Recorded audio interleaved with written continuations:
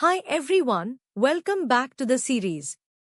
In our last video, we covered value types and reference types and briefly touched on data types like integer, float, struct, and reference types like array, string, and class. Today, we are moving on to operators in C#. These are symbols that let us perform operations on variables and values like addition, comparison, and logical checks to produce a result. Let's dive in. Start with arithmetic operators. Used for basic math operations like addition, subtraction, multiplication, division, and modulus, which gives us the remainder. Now here's something interesting. When we divide two integers, C# performs integer division and drops the decimal part. So if you want a precise decimal result, you'll need to convert one of the values to a double or float before dividing.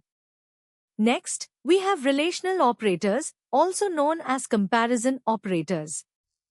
These compare two values and always return a boolean, either true or false. We use these to check things like equal to, not equal to, greater than, less than, and so on.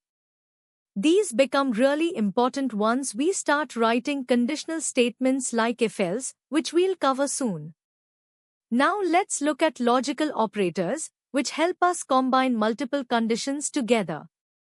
The AND operator returns true only when both conditions are true. The OR operator returns true if at least one condition is true. And the NOT operator simply reverses a Boolean value, turning true into false or false into true. Moving on to assignment operators.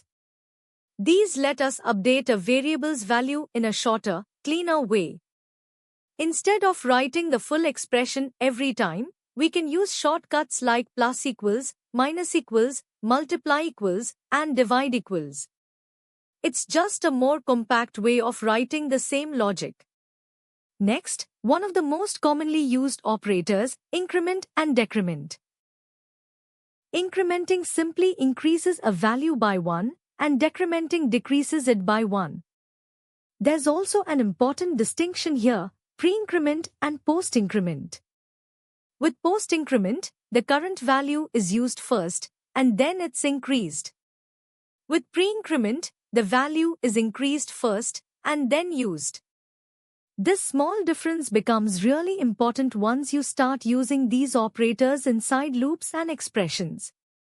Just like in mathematics, C# also follows operator precedence, meaning certain operators are evaluated before others.